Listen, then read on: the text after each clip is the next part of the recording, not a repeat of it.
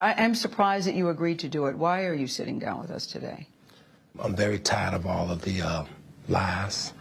I've been hearing things and seeing things on the blogs, and I'm just tired. What are the lies that you're hearing that disturb you most? Oh my God, all of them. Got little girls trapped in the basement, helicopters over my house, trying to rescue someone that doesn't need rescuing because they're not in my house, handcuffing people, starving people.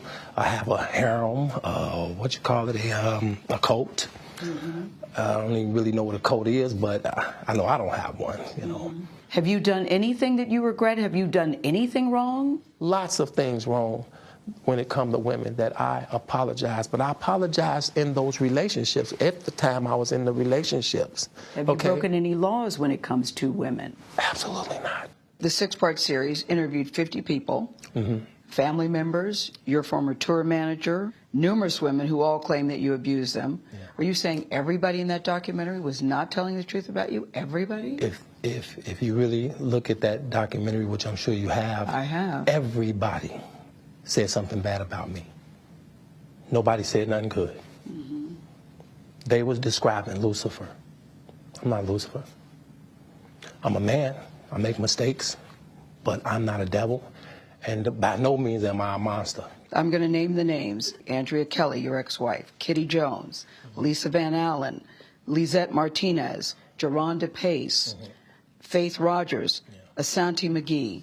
You're saying everything they said in that documentary about you is not true. They are lying on me. Why would these women say the same thing about you, that you are controlling, that you are abusive, that you tell women when to eat, when to go to the bathroom, when they can sleep, where they can dress?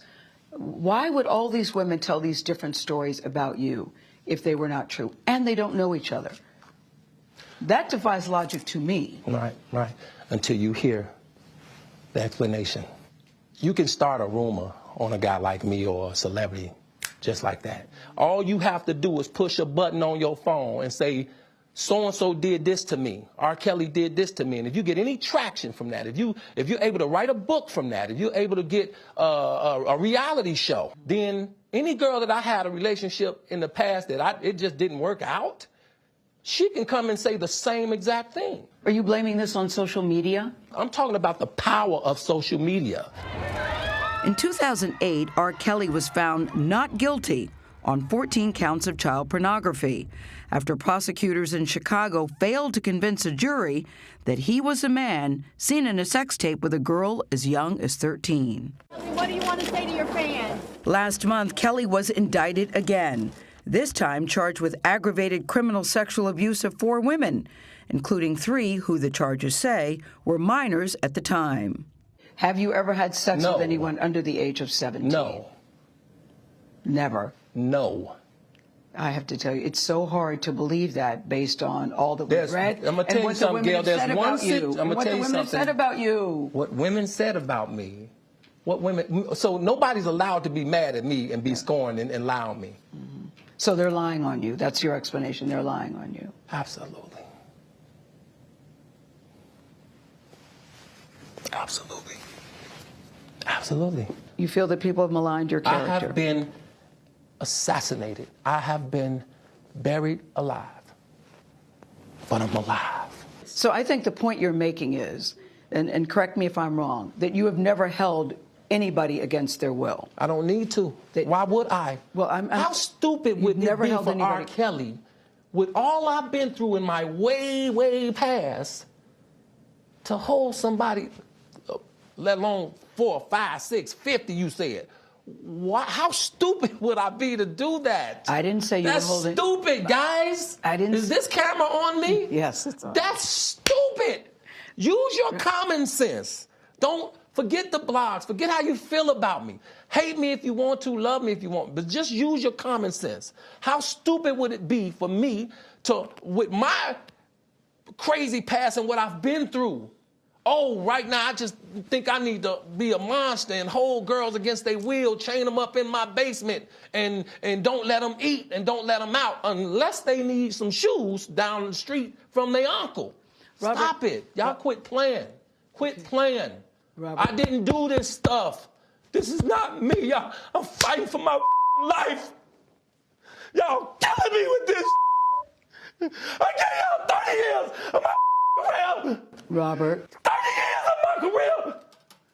Y'all trying to kill me. You're killing me, man. This is not about music. I'm trying to have a relationship with my kids, and I can't do it. Y'all just don't want to believe the truth. You don't want to believe it. At this point, we briefly pause the interview to give Kelly a moment. His publicist helped calm him down. I hope this camera keep going. No, we're going to let the camera keep rolling. This is not, doesn't even make sense. Why would I hold all these women? Their mothers and fathers told me, we're going to destroy your career. But Kelly's emotions remained raw. It's real girls out there missing. It's real young girls out there being abducted, being raped, okay? They really are on chains. They really do have chains on their wrists, and they can't get out. Robert, and they're ending up buried in deep. Robert, we have to have a conversation. Really, I don't want you just ranting at the camera. I came here for them to hear me talk. But I need help. What kind of help? This is the kind of help I need. Yes, what kind of help? I need somebody to help me not have a big heart, because my heart is so big. People betray me, and I keep forgiving them. You sound like you're playing the victim here. You sound like R. Kelly. You do. When I listen to you, it does sound like you're playing the victim I'm just telling the truth. And the reason I'm emotional, but Robert, and I apologize for that, is because this is the first time I was able to say something. Yeah. I've said nothing. Well, we're also hearing from the family of a woman who lives with R. Kelly at his home. The parents of Joycelyn Savage say that the singer not only abused but brainwashed their daughter. R. Kelly denies that and claims it was Savage's father who gave his daughter to him at a concert. I didn't go looking for a Joycelyn Savage. I was doing my show. He brought her and asked a friend of mine to put her on the stage with R. Kelly. Make sure she's on the stage. But in a news conference this morning, the Savage family says they have no doubt that Joycelyn is being held by the singer against her will. We went from seeing you or talking to you daily or weekly to not seeing you in 2 years. So that is a clear indication to us and as a mother that something's definitely wrong with this situation. And we won't stop until we have our answers and make sure your well-being is okay. Well, joining me now is Renee Graham. She's an associate editor and columnist at the Boston Globe. Renee, I know you've been following R. Kelly's story very closely. I'm so grateful you could join us today. From Gayle King's interview, what really stood out to you, Renee? You know, what was shocking to me about the interview is I think that R. Kelly and his people perhaps thought this would be able to paint him as a more sympathetic figure. And if that was the goal, I think it failed miserably. It came off looking like the latest chapter of Trapped in the Closet. You know, he was unhinged, he was overwrought, he was evasive. So you know, that's what really came off to me. It came off as someone who was trying to manipulate the audience the way he allegedly has manipulated these women. You know, it was remarkable. So many people are commenting about Gayle King and her composure. She actually was speaking to my colleagues, Vlad and Anne-Marie Green, earlier this morning, saying at no point did she feel that R. Kelly was going to threaten or harm her. But a tweet that you mentioned this morning kind of caught our attention, and you say, now we see exactly how R. Kelly behaves when challenged by a woman. That was your tweet. Now we see exactly how R. Kelly behaves when challenged by a woman. What does this say about his track record, and what did you mean by that tweet? Well, you know, in Surviving R. Kelly, we heard women talking about not just sexual violence, but physical violence, and how if they didn't like the right basketball team, they would be slapped, they would be hit. And this sense of domineering and control, being domineering and controlling. And that's what it felt like a little bit today. He is towering over Gayle King, who is sitting there being the consummate pro as he is sort of screaming and flailing and crying and this whole sort of dramatic performance. And it just made you wonder that if that's what he does on camera, you know, what is he like when nobody's looking? Yeah, and you know, at one point, Gayle tells him, you know, Robert, I want to have a conversation with you, and he kind of calms down and he turns to her and says, I hope the camera's still rolling. And she says, yes, it is still rolling. But you know, despite all of this, Renee, You mentioned that after the release of Surviving R. Kelly, streams of his music on Spotify increased 16%. R. Kelly does have a fan base. They've shown up after he's been released from jail. But based on the reaction to this interview, what do you think the court of public opinion has to say? I do think there may be a bit of a shift. I think it did make a difference when his longtime record label dropped him. I think that there's a sense that, it isn't just about the money anymore with R. Kelly, that as someone to be affiliated with him, he's a bit of a liability. So, he may get another bump on certain streaming services, and there may be a curiosity factor there. But I want to believe that the career R. Kelly has had for the last 30 years is effectively over. Much has been written sort of about the progress within this Me Too era. You've argued that the voices of Black women have been left out. Do you get the sense that people will now take their voices more seriously?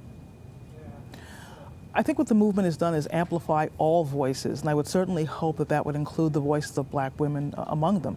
The thing we also have to get back to at R. Kelly is these allegations have been out there for 25 years, a quarter of a century, and it seems like no one has ever really listened. They're listening now. People paid attention when he was arrested, people watched the documentary, and people certainly watched Gayle King's interview with him this morning. So I have to think that their voices at last will be amplified, but it shouldn't just stop with the Kelly accusers. I hope it happens to other Black women as well. The unfortunate part of the Me Too era, Renee, is it takes moments like these to re-enter the public consciousness, to remind people again over and over again. How do you keep the attention up on a serious issue like this without having these explosive moments to get the world to sort of pay attention?